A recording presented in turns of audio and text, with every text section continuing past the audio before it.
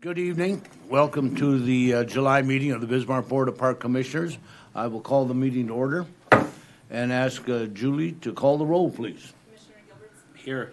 Commissioner Gilbertson. Here. Herzog. Here. Redmond. Here. Jeske. Here. President Zimmerman. Here. Second item on the agenda is the Pledge of Allegiance. I invite you to please stand and join us in the pledge. I pledge allegiance to the flag of the United States of America and to the republic for which it stands, one nation under God, indivisible, with liberty and justice for all.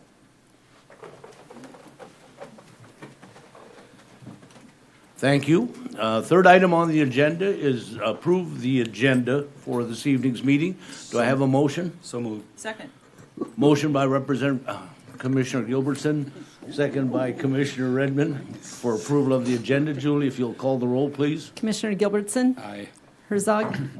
Yes. Redmond. Aye. Jeske. Aye. President Zimmerman. Aye. Next item on the agenda is featured partners and programs. We have two very exciting and great programs this evening. Look forward to hearing a little more of the information. First is I Can Swim Camp. And Lorena, I hope I have that name correct, Lorena Poppy, will give us some information on I Can Swim. Good evening, Lorena. Good evening. Am I pronouncing that correct? You are, yes. Thank you. Yes. I also have my son, Matt Poppy, is the camp director for I Can Swim. And we do have a little PowerPoint, but I promise you it's not long. We mostly wanted to be able to share some pictures of the activities that go on. So while he is getting that ready, I can let you know that I Can Swim we've been partners with Parks and Rec for the past 4 years. This will be our 5th year this summer. First week of August, we will be hosting a swim camp again. It's been an amazing partnership. We've seen a lot of tremendous growth. So what I Can Swim is, it's a swim camp that's available to people with disabilities starting at age 3 and up. So since 2021, we've worked with an organization, a national organization called I Can Shine. You'll hear about another one of their programs right after this, the I Can Bike program, which is also phenomenal. This camp brings the opportunity for kids through adulthood, people to come at whatever level they're at with swimming, whether they have a fear of the water and have never really been in a pool, or if they've done some swimming and maybe just need to learn more about safety and that kind of thing. One of the things we know is that for people with disabilities, especially children and those with autism, there's a real attraction to water. And so the rate of drowning for people with disabilities is like 160 times what it is for the general population. So getting that education, that comfort level, that knowledge of safety is so very important. I Can Shine, I just took a quote from their website. Teaching people with disabilities to swim is not only a good idea, it is essential. It's essential for everybody, but I don't know if you recall hearing in the news stories of people with autism being attracted to water, to a river, to a lake. One of the reasons for that is there's a lot of times sensory needs that can really be met with that water just kind of enveloping somebody. So it's a very, very important thing. So our camp structure, we have a couple of people who come from the national organization I Can Shine, who have years of expertise in adapted swim instruction. So with that, we're able to really individualize what we're doing. We do one-on-one activities with participants. The focus of I Can Swim is really to teach people about exercising water safety, building confidence for them, increasing just water awareness and awareness of surroundings. A couple of the really neat things that happen that you don't necessarily think about is a lot of friendships are made. A lot of children with disabilities have some situations where there's more isolation. They're maybe not out involved in as many activities as other kids might be. So making friends, having fun, that's some of the most important thing. The pictures that we have attached are from our actual camp that happens at the Bismarck Aquatic Center. Matt, do you want to talk a little bit about the staffing? Yes.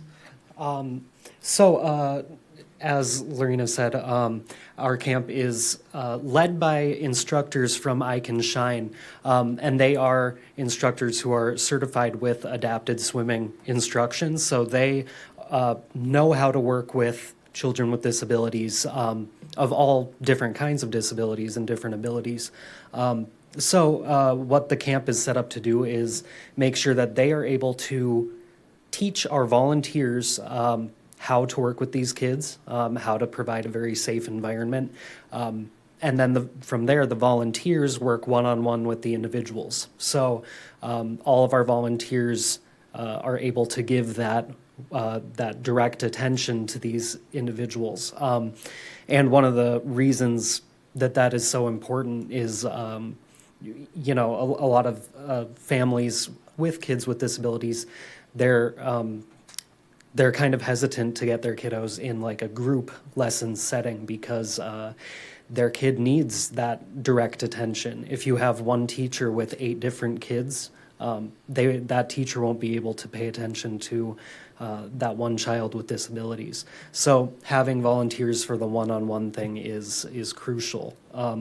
Our volunteers are aged 15 and up, and most of our volunteers are high schoolers who are going through their getting their National Honors Society volunteer hours.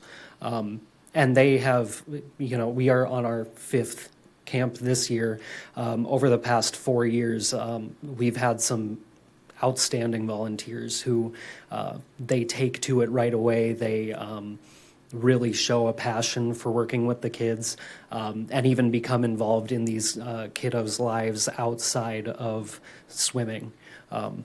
It's overall, I mean, it's great for the swimmers, it's great for the volunteers. It's an excellent program. And I just wanted to add that without the partnership with Parks and Rec and with Jonna and Ryan at the Aquatic Center, this would not be able to happen. They are just incredible to us. They are flexible where they need to be with kind of juggling some of the other programs that are going on. I'm always amazed this program goes off so well while there's water aerobics classes happening and group lessons happening, and it just works, and they've been so great. So without the ability to utilize that facility, we wouldn't have been able to get this off the ground. We do have, I think Matt had mentioned, 30 participants every year. We fill, I think the first couple of years we were full with a wait list within probably a couple hours of opening our registration. It continues to be a very popular program. Some people come back for more than 1 year, and it's really neat to see that they've, to hear the stories about what they've been able to accomplish in the time since we first worked with them. So again, thank you so much for supporting this program. Very much appreciated, and we'd be happy to answer any questions. Thank you, Lorena and Matt, and I'm sure we'll have some questions. Start Commissioner Gilbertson. Commissioner Jeske. Thank you, President Zimmerman.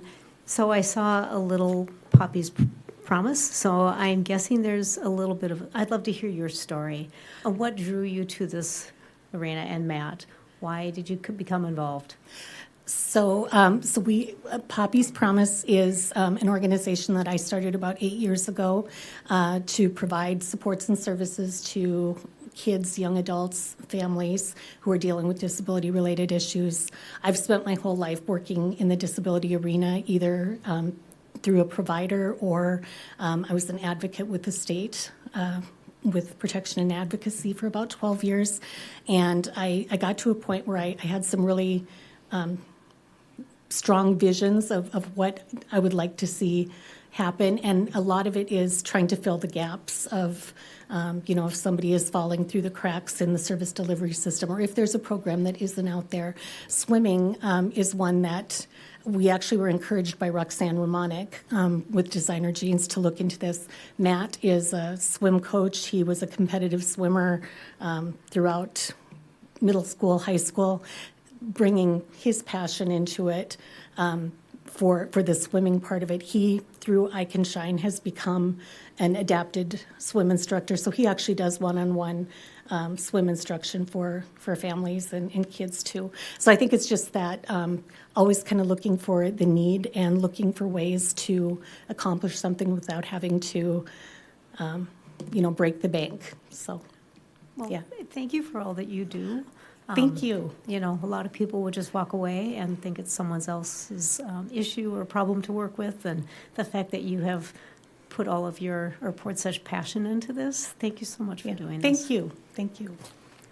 Commissioner Redmond? And I wanted to echo what Commissioner Jeske said, but also for you to come forward. And you're so kind to make such wonderful comments about our staff. That's so appreciated. But it's also you coming forward to say who will partner with us. And so we're glad that you did that. How many volunteers did you say? I know you said you had 30 swimmers. How many volunteers? So we need to have a swim buddy for a one-on-one swim buddy for every swimmer. So, I mean, ideally we'd have 30 volunteers each time. We find that volunteers, they like to come back and they like to stay for more than one session. So we usually can do okay if we have even 15 to 20. We all just put a plug in. We are still looking for volunteers, and it is such a fun thing to do. It's spending a little time in the pool. You don't have to be a great swimmer. It's just really being comfortable in the water and willing to spend 45 minutes to an hour with a kiddo in the pool. So it's a lot of fun. So if you know of anybody, or if you're interested yourselves, we can always get information out. Thanks for what you do. President Zimmerman. Commissioner Gilbertson?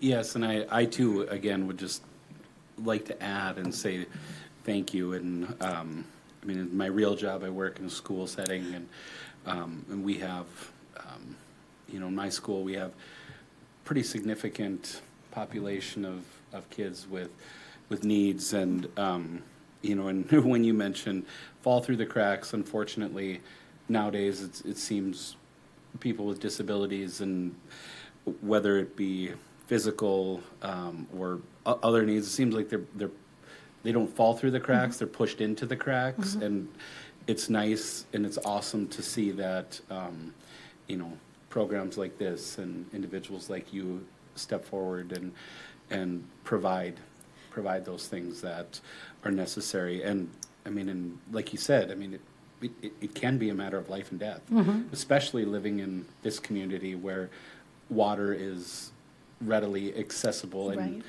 dangerous water at times for that matter. Yeah. So thank you. Thank you very much. Lorraine and Matt, I have a couple questions. Again, my thanks too for being here. Is it a week-long program, a daily program, or what's the time frame? I'll let you go ahead and answer that. Yes, so I Can Swim. We host one camp every year. The camp takes place over 5 days, and it is just for that week. So yeah, this year's camp is August 4th through the 8th. Yep. So we have 5 sessions each day. So we have age groups 3 to 7, 8 to 12, and then 13 and over. So our littles are usually in the morning times, and they're 45-minute sessions. We start at about 9 o'clock, and we're done by 4:30 every day. My next question is, are most of the participants Bismarck, Mandan area, or do you have outreach across the area? Yeah, most are in the Bismarck, Mandan area, but we have had some families from a couple hours away. Just in my correspondence with them over email, they mentioned that my son's going to stay with his grandma over the course of this week, and yeah, he's so excited. Or we weren't able to line it up because the individual ended up having some medical things going on at the same time as the camp, but we had somebody from Winnipeg who was looking to get into it too. So yeah, we went international potentially. Yep. I do think there's other communities, other Parks and Recs departments and other communities. It's such a need, and I think there's such an opportunity for partnership. So, as much as we can share information about what we're doing to other communities too is, yeah. Another question is registration fees. Do you seek out sponsorships? So we How do you handle that? We do seek out sponsorships. We also do a registration fee of $75. We do have scholarships, needs-based scholarships as well. When we started this, we really wanted to do it with no fee at all. And in working through I Can Shine, they said that if you don't charge anything, the buy-in isn't necessarily there, and people will maybe show up, maybe not. So I think that registration fee kind of keeps people coming. I think once they're there the first day, they're really hooked. But and it's amazing what happens from Monday to Friday, and we end up the last day having a big celebration where everybody is everyone receives an award, a T-shirt, a certificate, and they get to walk through a tunnel of pool noodles. It's a very very cool thing, and and everyone's just really excited for them. So. Yeah, we could go on, and I know you have a very full agenda, but at any time would be happy to forward more information. Well, I hope to see it continue. I would add, perhaps you are aware, the Parks and Rec Department has a cooperative grant program where an organization can apply for a grant through the department for maybe specialized equipment. Maybe you have nice. some equipment that you could use for your lessons. I would encourage you contact either Kevin, our executive director, or Mike Wald at the department. We do 2 grant rounds a year, and there might be Wonderful. a qualification there for you if you Yeah. need some special equipment. I'm sure the pool has plenty of stuff for you as well, but something specialized. Well, thank you very much. Great. Thank you. Thank you, guys. All right. Well, we're going to go from I Swim to I Bike. And Kendra Vanderwall is here to give us an update on that program. Good evening, Kendra. Good evening. Hello, everyone. Thank you so much for letting me speak about I Can Bike. It is another I Can Shine program, as they mentioned, and I just think it is such an amazing skill to learn swimming and biking, catered in an environment that is safe and comfortable for our registered participants to be in a space that is just a cheerleader for them, learning really complicated and tricky motor skills. And so I am so grateful to be just a week apart from the I Can Shine Bike or I Can Swim camp because, as they mentioned, I think one thing about these programs is it's very evident and very apparent that the community is so supportive and very willing to collaborate in partnerships with us. I echo tremendously. Thank you, Bismarck Parks and Rec. Dylan, I can't thank you enough for your accommodations, your kindness, and everything that you all have been doing to prepare us for it. It's a very big space. And we also recognize that there's also events happening, and simultaneously we're also there having a camp and coordinating the spaces with the community.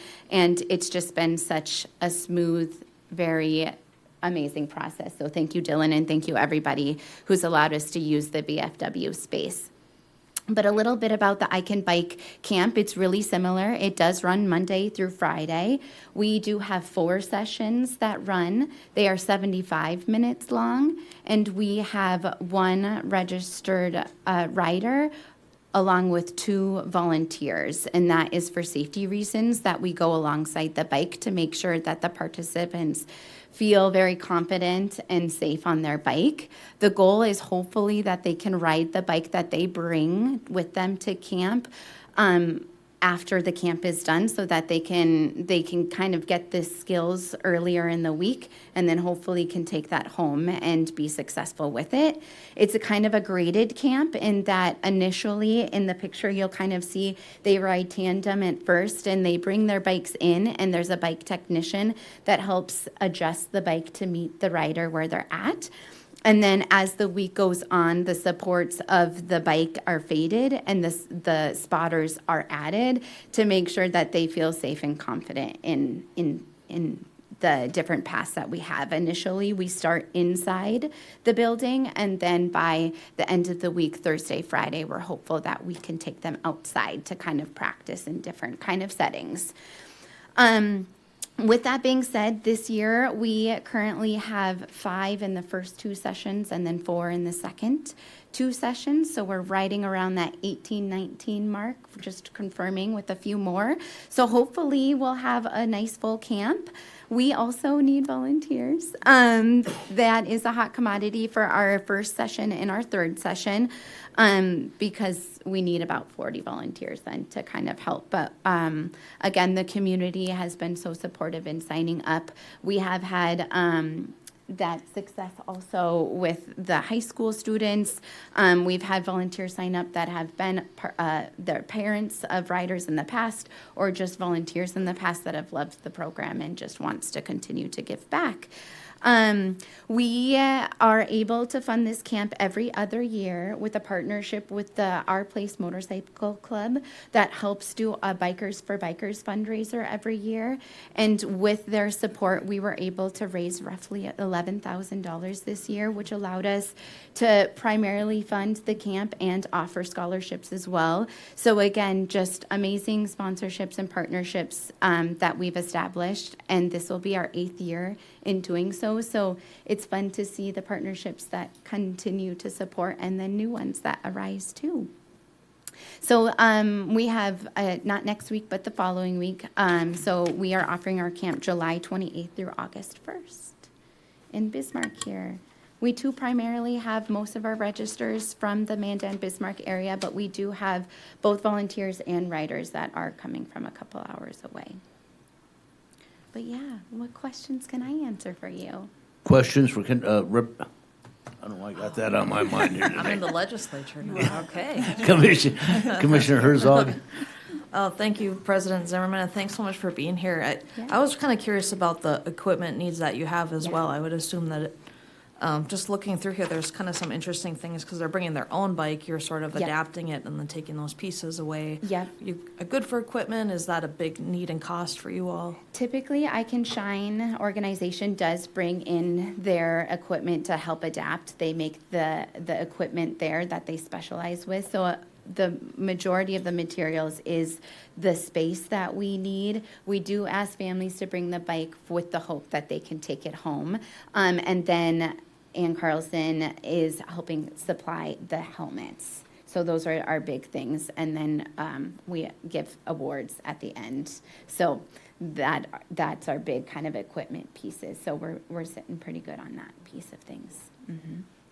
I think Paula has. Commissioner Jeske, did you have a question? Well, I've always got a question, so thank you, President Zimmerman. So you said you've got 5 in the first 2 classes. Yep. What is your typical average? What's maximum for you and what's minimum? We for sure want to at least have 4 in every session because it's great to have those peer models. This is my first year running it. Roxanne Romanek, the wonderful lady she is, has ran the camps prior, and Heather Lundeen also is a big advocate. She helps bring our University of PT students to help with some of the sessions, and they really advised me to kind of stick to that 4 to 6 kind of rider per session, just so that we do have those peer models with them. So I think we're sitting pretty good with 5 and 4. Yeah. And I know in your brochure it said they must be 8 years of age. Yes. What's the maximum age? Will you take them up 100. to if they're 45 or 64? Yep. Our Okay. oldest participant was in his 40s. Oh, Mhm. okay. Yeah. Sounds yeah. good. Well, Yep. Thank you so much. And Yeah. Commissioner Redmond? Thank you so much for being here. I've had the pleasure of observing this camp before, and the volunteers can not be faint of heart because you're running the You're whole running. time. So go for those cross-country kids because they got to be practicing soon anyway. But that was just an eye-opening experience to see all the running that they need to do for those sessions. Yeah. But also the other eye-opening for me, not the age group, because for some people, not just the joy of bike riding, but for some of these individuals, it's their freedom to be able to bike to their employment or to their grandma's house or to a friend's house. I hadn't even thought about that because we Right. think of biking for pleasure, but for a lot of people, that was their independence. And I Right. hadn't thought about that before, and it was just eye-opening for me Yeah. And that was a skill that they needed to learn to do that. And also just distractions.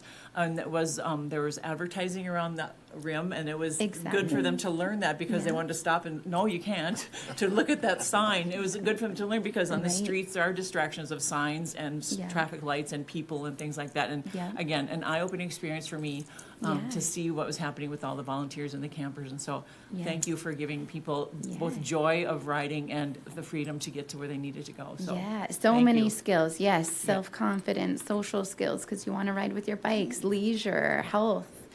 ADLs and skill are going to your jobs, definitely. And the two different environments too is hopefully kind of aiding some of that as well.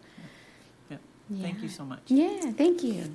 Kendra, I would add, if I may, I would remind you as well of our matching grant program. If there is some equipment, maybe you need repair, replacement of something, I would encourage you to consider applying. We have those funds available, and we hope that we get community groups to apply for the funds. Yes, we appreciate knowing when grants are available, great. definitely. So thank you very much. All right, well, thank you for the presentation. Yeah, thank you.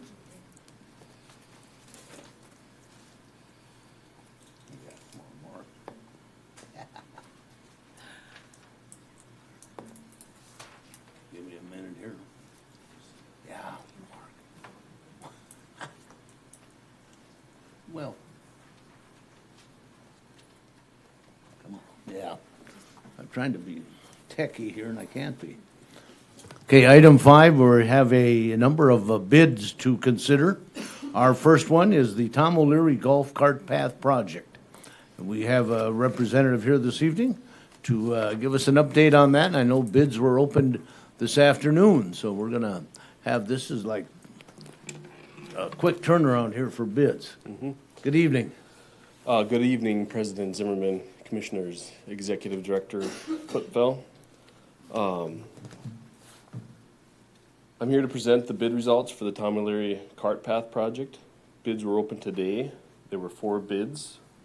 The low bid came from J.D. Kramer Enterprises in the amount of $284,258.68. This bid was below the engineer's estimate of $347,353.05. So based on the bids received, Apex Engineering Group recommends the Bismarck Parks and Recreation District award the project to J.D. Kramer Enterprises. Questions? We had on our agenda, again, the bids were open just this afternoon. Executive Director Putfell, anything to add on that? President Zimmerman, Commissioners, no, we were happy that we got some bids, and they were competitive. As Thomas said, they ranged from the low bid at $284 up to $869. So, but we were very happy with the bids that we got. Any questions from commissioners? President Zimmerman. Commissioner Jeske? Thank you, President Zimmerman. Just kind of curious, have we worked with J.D. Kramer Enterprises before? What is their reputation? We have not. I have not worked with J.D. Kramer Enterprises. I called a few of their people that they had on their list of recommendations, and everybody didn't. Nobody had any issues with them. They said they were a great contractor to work with, and this would be a perfect fit for them. So. Okay. And when is the project set to start? I imagine it's got to be close to the end of the golf season. Yes. So there's a few golf events that are blocked out in the contract documents where they cannot work, but they can work at any other time that they can. And the completion date, the substantial completion date, is May 20th of 2026. Sounds like the contractor wants to get in as soon as possible to start work, though. So. Sounds good. Thank you. Mm-hmm. Commissioner Redmond, did you have a question? I see the light was on there. As we talked, yes, I'm glad to see that they could start some work this fall. Get ahead of the game a little bit. Hopefully weather will cooperate with them. Yep. Do we have a motion? I'll make a motion to approve the low bid from J.D. Kramer Enterprises for the Tom O'Leary Golf Cart Path Project. Second. Motion by Commissioner Jeske, second by Commissioner Redmond. Any further questions? If not, Julie, if you'll call the roll, please. Commissioner Gilbertson, Aye. Herzog, Yes. Redmond, Aye. Jeske, Aye. President Zimmerman. Aye. Thank you. We'll look forward to get that project going. Thank you. Our next disposition of bids is the Elks Pool Playground surfacing replacement, and we welcome to the meeting Brent Gerhold. Good evening, Brent. Good evening, President Zimmerman and Commissioners, Executive Director Klipfel. My name is Brett Gerholt. Here tonight to just give you a brief overview of the bids. Again, for the Elks Pool Playground Surfacing Replacement Project. This one makes me feel a little old because I was on the original design team back in the early 2000s, so now I'm replacing things I did 20 years ago. Anyway, pretty straightforward here. We opened bids on July 2nd. We received 2 bids. And after we do our typical checking, math, and looking at the numbers, there was one just small mathematical correction that was made. And that's in your packet in the cover letter. But in summary, the lowest responsible bidder was Dakota Playground. Their bid was $63,611. And that is the recommendation we have for this evening for you to consider awarding that project to them. As far as schedule goes, obviously this would start after the pool closes, and we have a completion date of October 15th. Stand for any other questions? Questions? Commissioner Jeske? Brett, thank you so much. Question, what was our estimate on this project? Great question. President Zimmerman, Commissioners, and Commissioner Jeske, our estimate is shown on the bid tabulation, and we had it at $75,500. Oh, yes, you did. Okay, thank you very much. I appreciate it. Other questions? Brent, is this new material?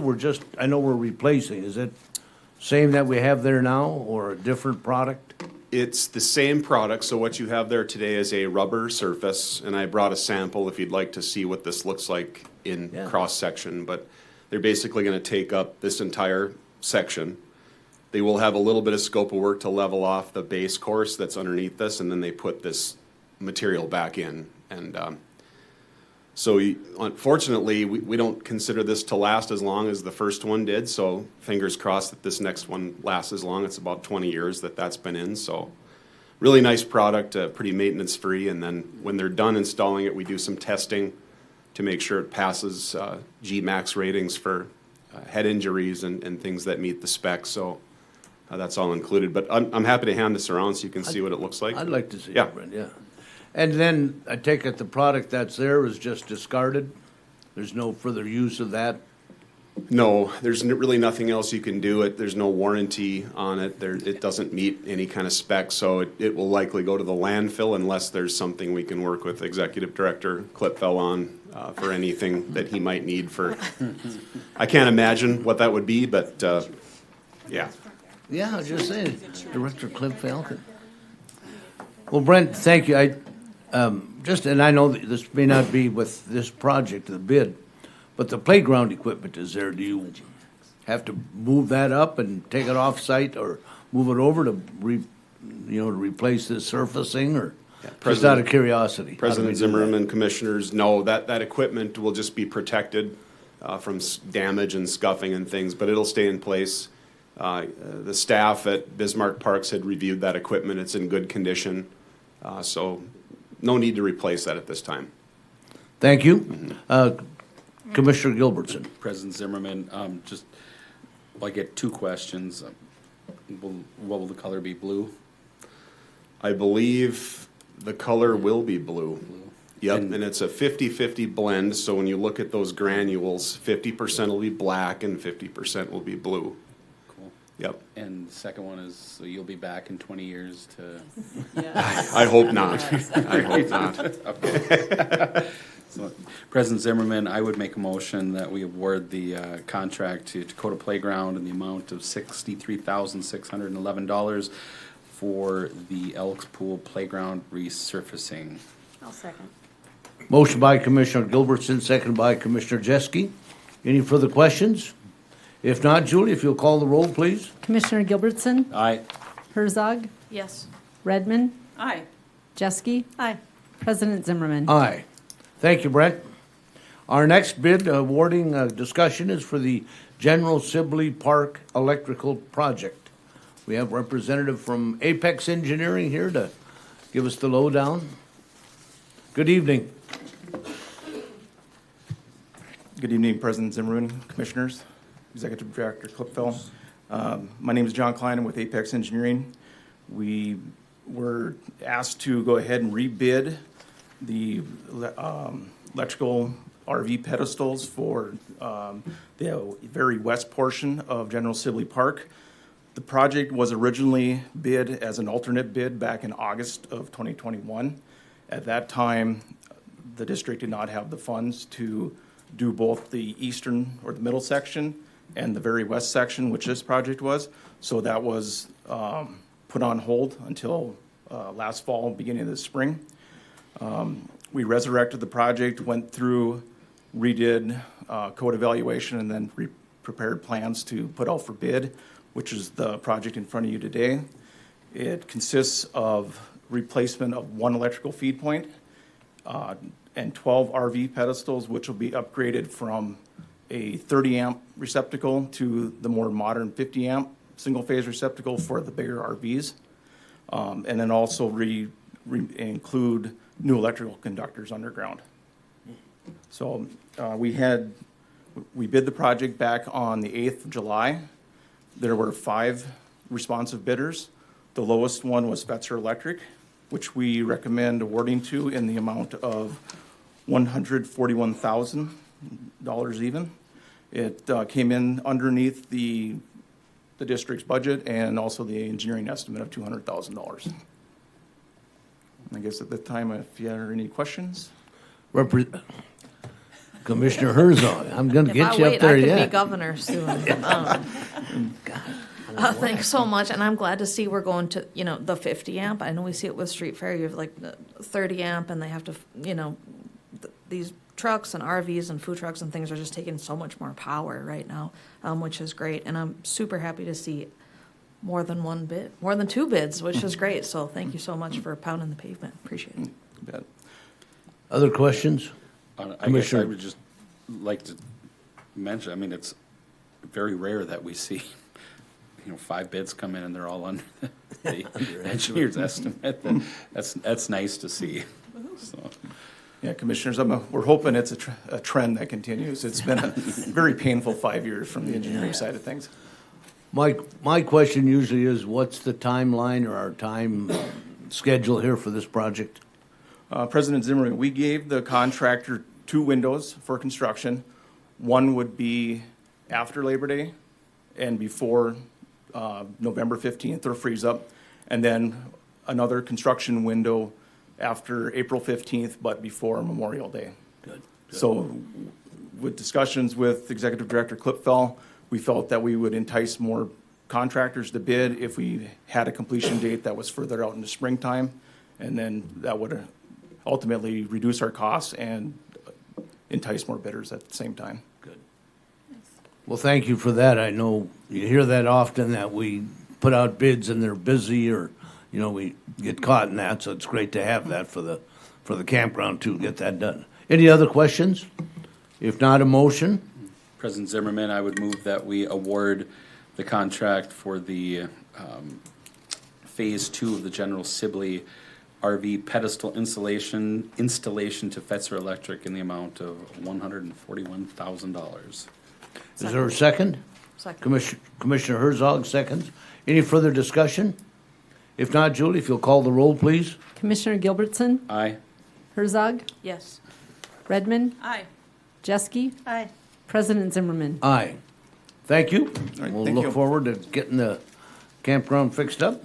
Our next bid discussion is on the BSC Aquatic and Wellness Center Pool Filter Septum, and we have Mike Wald. Good evening, Mike. Good evening, President Zimmerman, Commissioners. On May 14th, staff opened bids for pool filter septums for the BSC Aquatic and Wellness Center. We received a bid from Pool Corp Rec Supply in the amount of $30,950, and staff recommends awarding that bid to Pool Corp. questions for Mike? Representative Commissioner, Thanks. I'm going for Commissioner president. Jeske, I don't know why in the world I'm doing this, but Thank you, President Zimmerman. Mike, was that our only bid that we received, I'm assuming? President Zimmerman, Commissioners, Commissioner Jeske, yes, it was. Okay. And what was our original estimate on that project? 63,000. And then when are they able to start and when are they able to complete? What's the window on that one? President Zimmerman, Commissioners, Commissioner Jeske, we will, after, if this gets approved, we'll order the pool septums, and this is something staff can do. So all we do is we shut down a particular filter tank and then replace them and things start up. So we don't have to shut the pool down, we just take care of that particular filter tank. Very good. Thank you, Mike. other questions for Mike? I appreciate, Mike, that clarification that we're not, having to bring somebody in. The staff is able to do that. Great, great. I'd call for a motion. President Zimmerman, I move that we award the pool septum bid to Pool Corp in the amount of $30,950. Is there a second? I'll second. Motion by Commissioner Redmond, second by Commissioner Jeske. Any further discussion? If not, Julie, if you'll call the roll, please. Commissioner Gilbertson, Aye. Herzog, Yes. Redmond, Aye. Jeske, Aye. President Zimmerman. Aye. Mike, your next one, you're also up for the hot tub retiling at the Capitol Racket and Fitness Center. President Zimmerman, Commissioners, on July 9th, staff opened up bids for the replacement of the tiles at the hot tub, for the men and women's hot tubs at the Capitol Racket and Fitness Center. We did receive one bid, and that bid was from Associated Pool Builders in the amount of $59,800, and staff recommends awarding that bid to Associated Pool Builders. Questions for Mike on that project? Mike, is it for the men's and women's? It's for both? President Zimmerman, Commissioners, Commissioner Redmond, yes, for Okay, both. Okay, thank you. And Mike, what's the timeline on this project? President Zimmerman and Commissioners, we put in the bid information that this project has to be done by the end of September. Okay. Any further questions on that project? If not, I would call for a motion. I'll make a motion that we accept the bid from Associated Pool Builders for the retiling of the Capitol Racket and Fitness hot tubs for both the men and the women in the amount of $59,800. Second. Motion by Commissioner Jeske, second by Commissioner Gilbertson. Any further discussion? If not, Julie, if you'll call the roll, please. Commissioner Gilbertson, Aye. Herzog, Yes. Redmond, Aye. Jeske, Aye. President Zimmerman. Aye. One more, Mike, for the VFW Sports Center door replacement project. President Zimmerman and Commissioners, also on July 9th, bids were open for the VFW door replacement project. We also did receive only one bid for that project as well, and that bid was from C&H Glass in the amount of $76,657. Staff recommends awarding the bid to C&H Glass. Questions for Mike on that project? Oh, looks like Commissioner Oh, sorry, I have a question. Commissioner Jeske? President Zimmerman, Mike, can I just ask why we're replacing the door? President It seems like a Zimmerman, silly question, but- Commissioners, Commissioner Jeske, the front doors and the doors on the south entrance of the VFW Sports Center, so basically rink 1 and the curling rink are the original doors from 1985, 86 when the building was built and opened up. And they are used, open quite often and abused, I'm sorry to say, and we can't get parts anymore for them for replacement. So it was time that we needed to replace those doors. This seems like a logical reason to replace them then. Thank you, Mike. Exactly. Mike, I'm assuming this, of course, will meet any ADA requirements or anything other considerations on that type of project? President Zimmerman, Commissioners, nothing will change as far as the ADA accessibility that we already have there. So the doors where there are accessibility buttons to open those doors, those will be there as well. So we're not changing anything as far as that goes. Thank you. Any other questions? If not, I'd entertain a motion.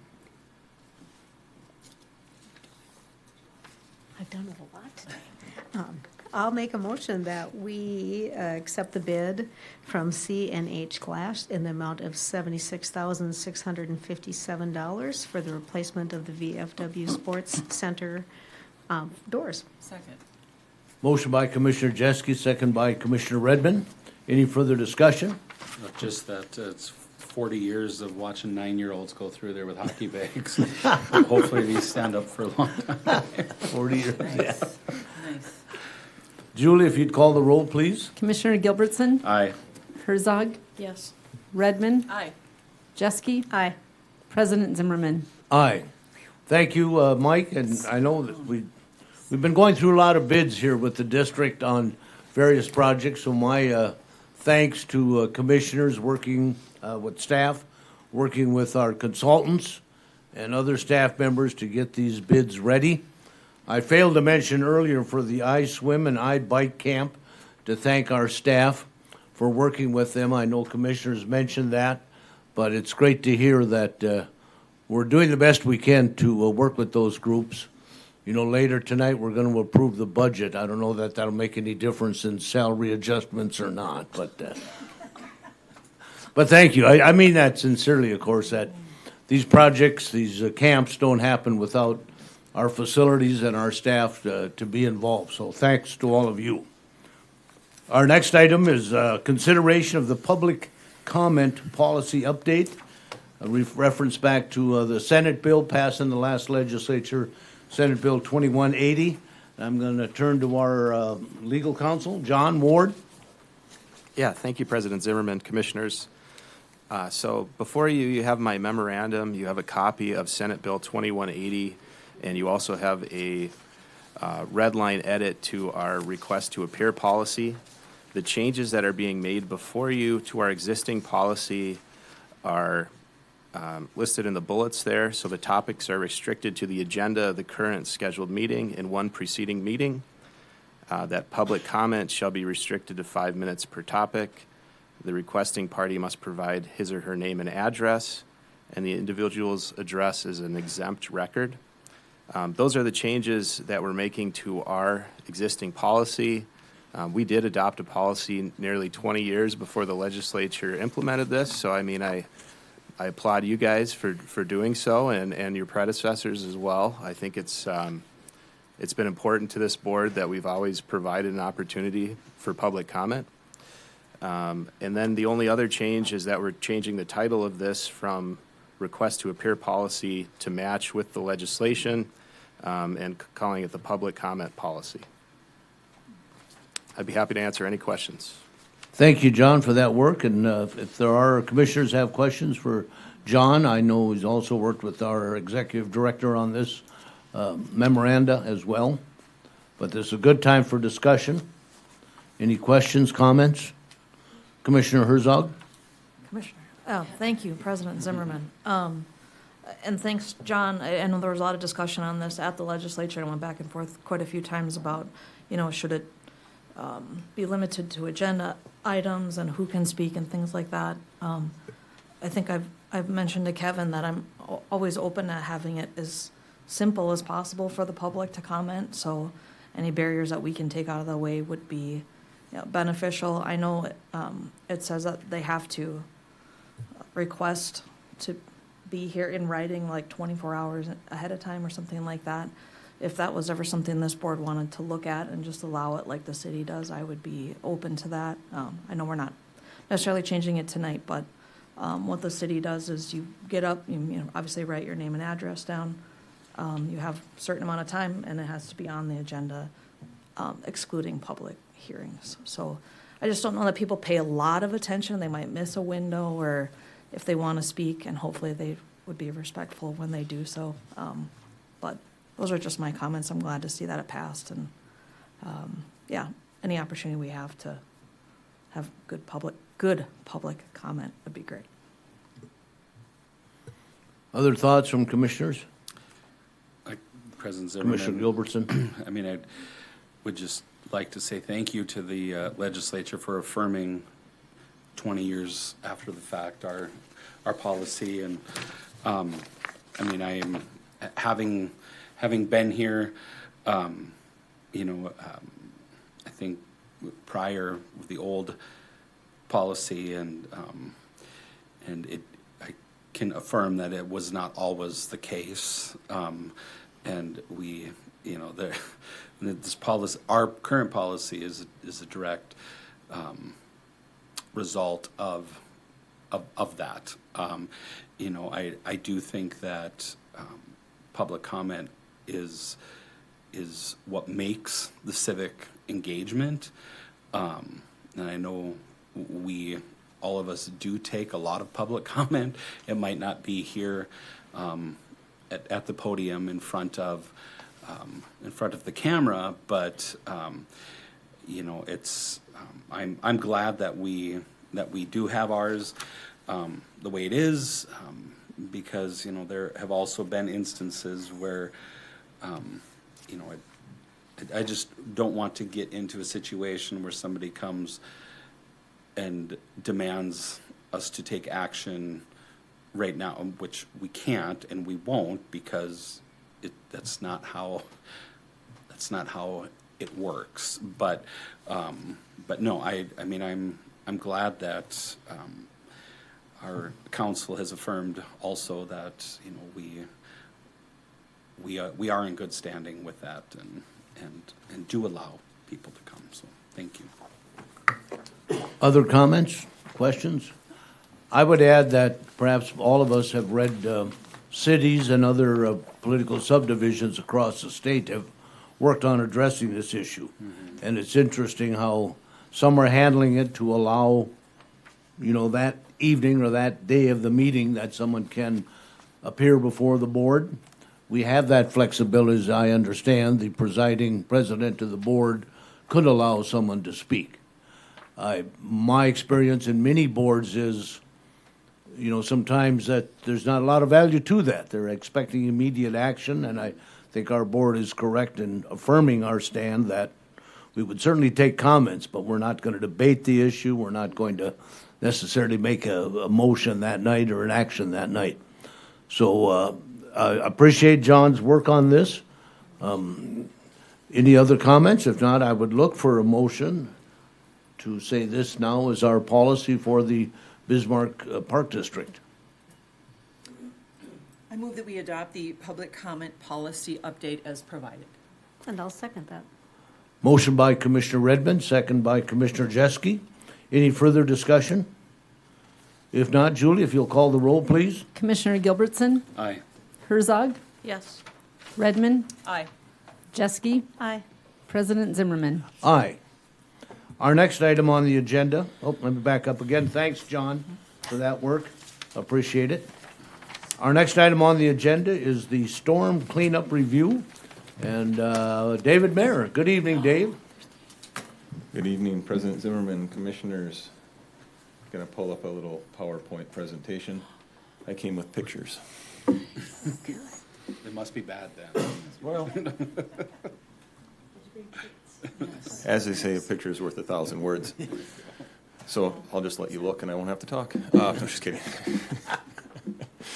As you are all aware, we did have a significant storm June 20th. Executive Director Clipfell asked me to just provide, for those who weren't able to get out, some visuals and some official counts or unofficial counts of the amount of damage we did receive as far as quantity of trees that we lost. So just a few slides to run through here. I will say that, you know, we had damage in a lot of our older parks. At the end, I've got the counts in the park locations, but to the left that's one of the trees we lost in Custer Park. To the right is JC Park. We did lose a few trees up at the BSC Aquatic Center on the left, and on the right is one of the few trees that we lost in Eagles Park. And as you can see, for scale, that is a big cottonwood, very large cottonwood. Left is East Sibley Park. There were 5 of those giant cottonwoods that fell across the trail. The one on the right, that is, I'm going to use the word gnarly, some gnarly damage to a tree. Down at General Sibley Park, we had multiple trees where it just twisted the tree like that. The wind just, it was amazing, the amount of damage and the style of damage that happened. And there's our total counts. So all totaled, we lost 110 trees across the district. Surprisingly, Sertoma Park was not one of them. We have done, and we work with the forestry department in the city of Bismarck very well. They were very responsive when they could be. Most of this work, our staff was able to address the damage. Obviously, there were some larger trees like that we couldn't take down or collect or pick up, and then we relied on forestry to do that. Aside from this, there were countless broken limbs or, hangers, hazardous things that we worked with forestry to address. There are still a few of them that forestry has to interpret whether or not we can salvage the other half of the tree, or if it should just be, just for safety's sake, we should take it down. So we may see Lions Park increase by one, random locations like that where we see an additional tree here and there. There are still branches that are hanging up in trees that are starting to flash brown because you couldn't see it right away because the leaves were green, but now we have a few spots where I'm starting to notice we have a few branches that are starting to flash that we'll have to address. Some of them our staff can get, some we'll ask forestry to help us out with. That's a lot. It did take, almost a week for our staff to address. We hit it hard and heavy on Monday. Tuesday, staff, everybody, I think pretty much all of the operations staff that could be were down at General Sibley dealing with the trees there. It was considerable damage to General Sibley Park, as you can see by the count, with 58 lost there. But yeah, it was a lot of work and a lot of man hours. I don't have the count on man hours. Spoken with Executive Director Clipfell about trying to figure out where we stand as far as how many hours were actually directed towards cleanup. I can tell you it was we'll just go with the word a lot right now. Yeah. Questions for David? Commissioner Jeske? Thank you, President Zimmerman. Dave, I have to say you guys did a phenomenal job. So I got up that morning and I went for my run starting at 7:30, and we started at the Elks. And I was amazed by the amount of trees that were down. And as you went further south, it got worse, as you can see by the fact that General Sibley had 58. But they were massive trees. They were absolutely massive. I know you've got River Road Trail on here. I tried to move one of the,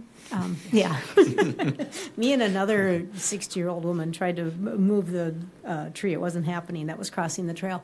But Riverwood Golf Course, was that included in this as well? Because I thought there was some damage in there when I golfed on Sunday. President Zimmerman and Commissioners, Commissioner Jeske, I did check with Mike Waldman. He said there were no tree losses. There may have been some branches down and I some think there were limbs some here and limbs there, that I but saw, but yeah. okay. Yep, no losses. So Because I know they closed the golf course until noon that day, I believe. correct. I think it was closed. Yes. Okay, yeah, but phenomenal job, you guys. I really appreciate what you did and how you, how quickly you responded. I know it's not easy work. Thank you. Commissioner Redmond? Thank you, President Zimmerman. Dave and crew, thank you so much, because I'm sure the people that might have had a shelter reserved that next day for our child's birthday party were nervous about that, so I know that your staff did an amazing job. So 58 trees at Sibley, any damage to like any shelters or the playground equipment? I mean, those are big trees, or any campers or anything down there? Just President Zimmerman and Commissioners, Commissioner Redmond, thankfully, there was not any damage to any buildings. Unfortunately, there was an RV that was struck by a limb. Just happened to be in the wrong spot at the wrong time. Other than that, that was it. Fortunately enough, we didn't lose the restrooms, the shower buildings, the playgrounds. They were all spared. Yeah. Yes. no one hurt. Thank you. Good job. David, a question, it's just happened, but are we looking at replacement schedules? Are you aware of, say, like America the Beautiful grant that would help us get up and replace some of these trees? President Zimmerman and Commissioners, the ATB grant is perfect for something like this. In Sibley last year, we planted, I want to say 110 trees. This spring, we planted 78 trees in Normandy Park, which wasn't impacted because it's a very young park. And we did apply for an ATP grant, I think we awarded that or had that discussion last board meeting. We have planned for a project in Sertoma Park. So those, we're already accounted for in ATB for next spring, but definitely we have been adding trees to General Sibley because we know back in the 2011 flood, we lost 1,500 trees down there. So we're still trying to catch up with that. Thank you. Any other questions for David?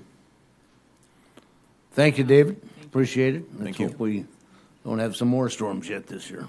Yeah.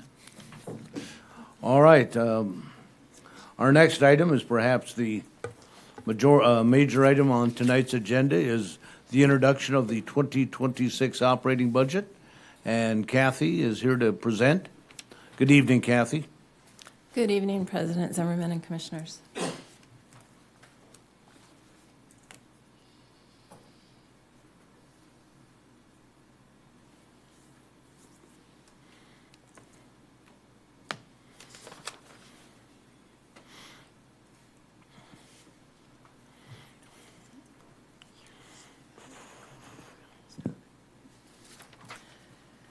The 2026 budget information in your agenda packet is a summary of the information that was, the more detailed information that was included in the proposed work plan and budget workbooks that were discussed during the budget meetings. The information on my slides is a summary of the information that's in your agenda packet, so these slides were not specifically included in your agenda packets. And we'll start by looking at the budget overall for the 2026 preliminary budget. All funds combined, we're proposing $28,217,650. That would be an increase of 3.5% for all funds combined over the prior year. The general fund budget is proposed at $22,396,900. That's a change of just over $1 million or 4.8% over the prior year. When we take a look closer at the general fund expenses, the full-time and part-time salaries and wages combine to be 41% of the overall general fund budget. Supplies and operations are 12%, utilities at 10%, capital expenses at 15%, insurance at 12%, and then contract services at 9%, and other coming in at 1%. On the revenue side, taxes make up 40% of the general fund budget. State replacement, which includes the primary residence credit, is 20% of overall general fund revenue, and generated revenue comes in at 40% of the overall general fund budget. All funds combined, taxes account for 46% of the funding, state replacement is 19%, and generated revenue is 35%. When looking at the value of the mill, the estimated value of the mill for this taxing year would be an increase of $24,467 or an increase of 4.66% over the prior year. Based on the 2024 levies for the current year, the Park District levied 32.684 mills of the just over 257 mills in local property taxes, mill levy that were levied for the current budget year. 12.7% of that is the Park District's levy. That means that for every dollar of local property taxes that is assessed, the Park District gets 12.7 cents of each of those dollars. The 2026 budget is built on an estimated mill levy of 32.24 mills. That would be a decrease of about 0.44 mills over the prior year. When we look at the impact to a property owner owning a home valued at $365,000, once you go through all the math and based on the difference or the estimated decrease in the number of mills, that property owner would pay about $7 less in property taxes for the year. That would hold true if their valuation did not change. So if their valuation did increase, they'd pay a little bit more, and if their valuation happened to decrease, they would pay less in Park District property taxes. There's a few additional items to note that are included in the budget. We have included a 3% merit increase for all full-time employees. 1% of full-time salaries is equivalent to about $47,200. There's also money set aside for market adjustments for full-time employees. That's at 0.5%. We have included a request for one new full-time employee. That employee would be at the golf courses, and that would bring our full-time employees to 70 for 2026. We have also included proposed changes to the seasonal and part-time pay plan. Those include changes to the part-time hourly 1, 2, and 3 categories, as well as the full-time seasonal 4 and 5. We also have increases proposed for the junior golf instructors and some of the recreation class instructors. And then we are requesting to remove the bus drivers from the pay schedule. On the fees and charges side, we did include in your agenda packet a detail of those proposed changes. Those charges were reviewed in greater detail when we had our budget meetings. And then just a reminder that the youth volleyball fees are requested to be effective when the season starts this fall, when registration opens for those programs.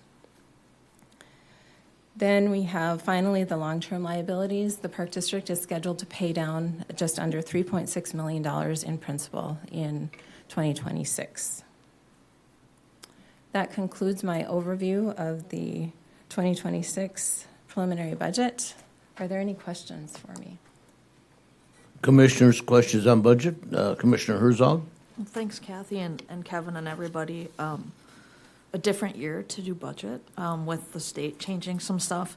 If people are looking through it, I'm just going to point out the things that kind of might look different, but the state aid replacement versus the tax levy, and when you look at it, it looks a lot different year to year because they're just kind of going from one bucket to the other a little bit. So folks look through that. And then you had mentioned our health insurance premiums and maybe some good news there. That was nice to hear as well, that it's not increasing exponentially for the current. Correct. President Zimmerman, Commissioners, Commissioner Herzog, for the 2026 annual year, we are expecting that there will be no increase in the health insurance premiums for the health plan that is offered to full-time employees. Thanks so much for, again, different year or different way to calculate things. I'm sure you guys had extra work and hours in, so I appreciate that. If people have questions, you want them to reach out to Kevin or Kathy, or how would you, if the public has questions about it, how would you like them to do that? President Zimmerman, Commissioners, Commissioner Herzog, they are able to, if they'd like to, they can call the main office and they can talk to, ask for Executive Director Klipfel or myself. They can also send an email to our bizparks@bizparks.org account. That would probably be the best way to communicate, and then we can get a response to any questions that there might be. Thank you so much, Kathy. Appreciate it. Other questions from commissioners? Kathy, I just a couple questions or comments. Again, thank you for doing the budget. I am perhaps challenged to understand all of those nuances of a budget. In generalities, what's the trend of our budget window or category from taxes as compared to fees and other charges? Are we staying about that? Are we expecting more from taxes and relying less on fees? Are we trying to equalize that or not? President Zimmerman and Commissioners, generally in the past practice, the generated revenue compared to the property taxes has essentially been about 50% of our budget. It is a little bit less in this year, as Commissioner Herzog pointed out, that there is a reallocation between the taxes line item and the state replacement. But in general, we are estimating that the fees and charges are increasing slightly, so it might be like a percentage or so difference. But we aim for that 50% reimbursement from the property taxes side. Thank you. I also wanted to mention, I'm appreciative of two items that we're reducing our mill levy, albeit it's 0.44, but it's better than an increase, and we're still able, I think, to have a very good budget that we can address our issues. I am also pleased that we can pay off $3.6 million in debt to the district. I hear often people say, well, the Park District has way too much debt. But we trying to serve the community, and here we are paying off 3.6 million. So my thanks to all the staff on their input on the budget. I know we have several motions to make in that consideration this evening. Can you guide us through that, Kathy? I didn't have that. Some other questions? Okay, I'm before we sorry. get that? Yes, Before go we get ahead, Commissioner Redmond. Thank you. Again, I just want to echo just incredible work. It almost starts with it really does start with the strategic I'll planning pull them up, process yeah. of gathering our wishes and dreams and what kind of district do we see ourselves being and working together. And then you have to get to the realistic part of, but how much resources, how many resources do we have? I love it that there's revenue growth projected in those three buckets, in the property tax, even given our new restrictions, in the state aid, and certainly in the generated revenue. I saw all the work that was done in tweaking little things here, 50 cents and $1 and things like that. And I like it that we do those gradually. It's not big leaps and bounds. And so we certainly don't want to put any excess pressure on people to have access to our facilities and programs, because we want affordability and accessibility for all. So I love the thought that went into that. And I also love that it's always a balanced budget. It's a $28 million balanced budget. So that's it, the revenue side. But the expense side, I'd like us to take a look at that 3% merit increase. I think we can do better. Looking at what other park districts have done, looking at what other political subdivisions have done here in Bismarck and Burley County, I think we can do a little bit better. When we look at another 1%, it's $47,200. I think in a $28 million budget, I think it's doable to adjust that to find a little bit more revenue in other areas. And so I would like us, and I'd like to some other discussion on that, to consider another 1% for that merit increase for 2026.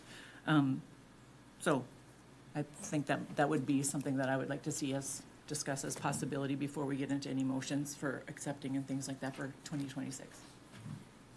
Commissioner Jeske? President Zimmerman, thank you. I agree, Paula. I think we got to look at that merit, but I would like Executive Director Klipfel or Kathy to give us maybe a recap, because last year we actually took a really hard look at everyone's pay scale, did we not? And then also did merit plus market adjustments. So just kind of like a recap on what we did last year, if that's possible. President Zimmerman and Commissioners, Commissioner Jeske. So last year, well, I'll even back up a little bit. We contracted with Condrey and Associates to do the salary study, and so that led us. We got that completed, and that led us through our budgeting for 2025. I don't have it in front of me, but I think the increase was about 6.6% in salaries, and that was based on a compilation of things. Condrey and Associates looked at the jobs, did an analysis of all the positions, and then looked at where we were market-wise, and tried to get a baseline for all the positions. And then it wasn't a merit or a cost of living, but they looked at experience, and so that's how there were some additional escalators in there. So people based on their experience, got a little bit bigger increase as part of that process. I will say that, over the years, the last salary study we did was about 10 or 11 years before that, and Condrey and Associates was very happy with.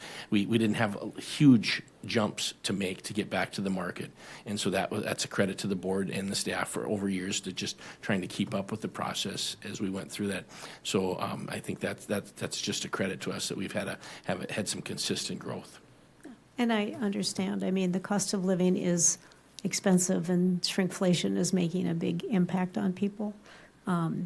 So, yeah, I guess I'd want a little bit more information before we look at 4% as opposed to 3%, just based on what we did last year. But I'm not saying that the staff doesn't deserve it. I'm just thinking I always like the balanced budget, and if we pay an additional 47, where do we pull it from? Commissioner Herzog? Thanks, President Zimmerman. Is it maybe Kathy or John or someone, if after we approve the preliminary budget, we can't add to it, but we can take away from it? Is that correct? President Zimmerman and Commissioners, Commissioner Herzog.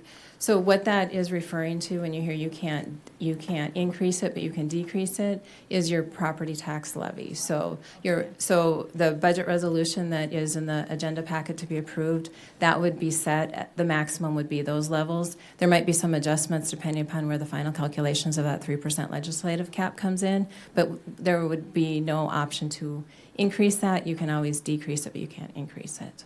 And you can reallocate within your budget if you need to. Okay, thank you. That's what I'm trying to figure out for Commissioner Redmond, if we did want to add it, and we could, look at it and have time. I just want to make sure if that's something you want to add for more discussion later, we could add it later. We wouldn't have to add it necessarily right now. Am I understanding that? Okay, thank you. Other comments? Okay. I agree. I think there's some room there for some discussions, but I think we could move to adopt the budget here, and perhaps we'll get some input from the community as well. And I think that'll give us the opportunity then to come back then for, the final budget. So thanks to Commissioner Jeske has provided me those motions that need to be made this evening. Thank you, Kathy.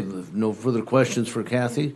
We have three motions to make. First motion is to approve the introduction of the 2026 operating budget as presented. So moved. Second, Second. Commissioner Gilbertson, second by Commissioner Jeske. Any further discussion? If not, Julie, if you'll call the roll. Commissioner Gilbertson, Aye. Herzog, Yes. Redmond, Aye. Jeske, Aye. President Zimmerman. Aye. The second motion is to approve the 2026 budget resolution. So moved. Second. Motion by Commissioner Redmond, second by Commissioner Gilbertson. Any further questions? Now, Julie, if you'll call the roll, please. Commissioner Gilbertson, Aye. Herzog, Yes. Redmond, Aye. Jeske, Aye. President Zimmerman. Aye. The last motion is to approve the preliminary budget statement for 2026 and set the public hearing at the board meeting of September 11th, 2025 at 5:15 p.m. A motion? So moved. Second. Motion by Commissioner Gilbertson, second by Commissioner Jeske. Any further discussion? If not, please call the roll, Julie. Commissioner Gilbertson, Aye. Herzog, Yes. Redmond, Aye. Jeske, Aye. President Zimmerman. Aye. Again, I would mention to the folks watching this evening, if you have comments, concerns, questions on the budget, as Kathy would mention, you can certainly call the district office, visit with either Executive Director Klipfel or Kathy, or go online. The budget is posted there. We certainly look for input from the community. Commissioner Jeske? President Zimmerman, just one thing based on the conversation that we had prior to approving these motions.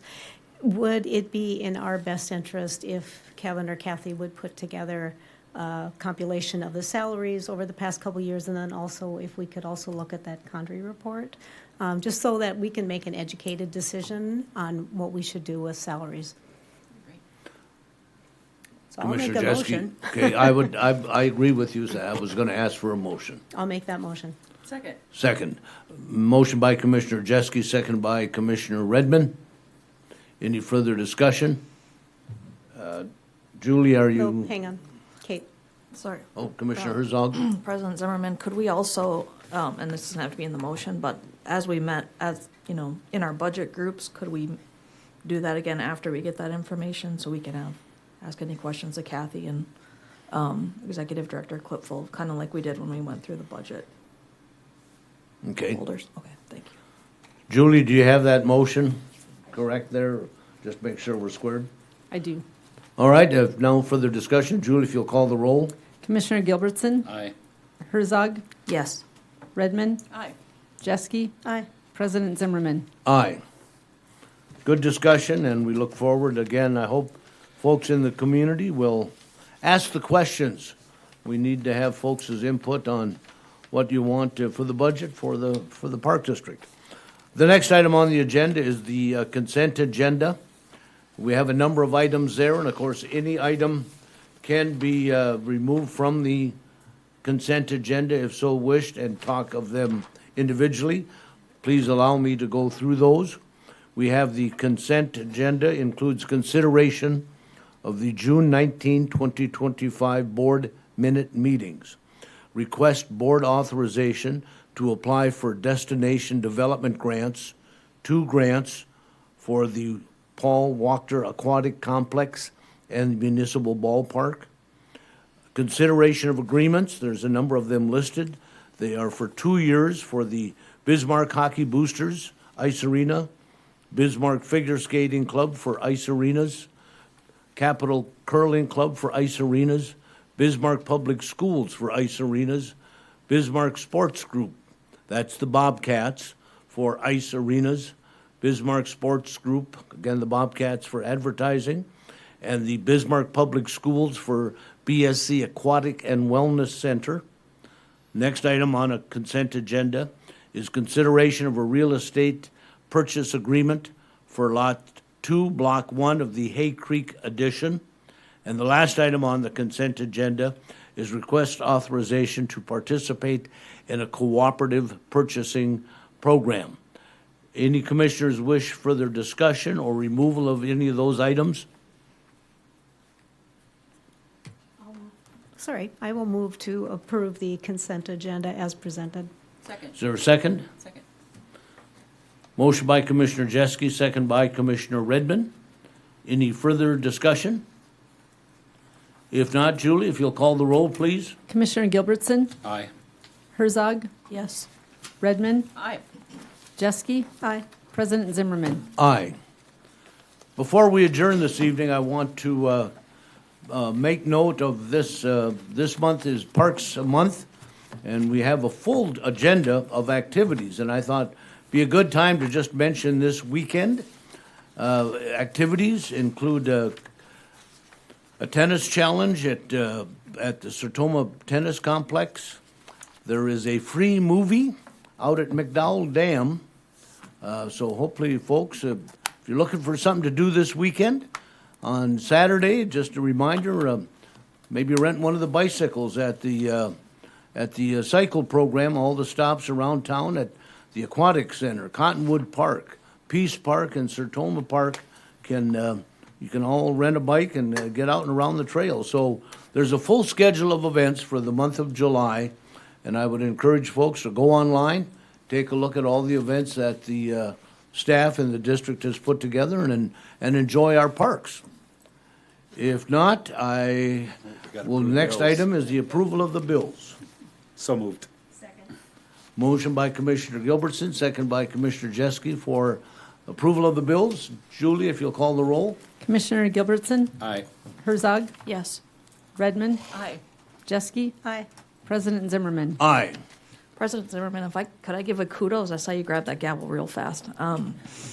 I had asked Kevin some time ago if we could get all of our bids in one spot on our website, and we have it all on one spot right now, which is awesome. I think people ask me about where do I find the information, and so I just want to thank everybody and admin for getting that up. And now it's kind of a one-stop shop, which is great for people who are out looking for bids and want to give us all those bids that are under budget and on time. Now you know where to find them. So I appreciate that. Thank you guys so much. Thank you, Commissioner Herzog. Any other comments? I don't want to cut short if anybody has any comments to add. If not, the next regular scheduled board meeting is August 21st, 2025 at 5:15 in the fabulous Tom Baker Meeting Room. Meeting adjourned. It's gonna be-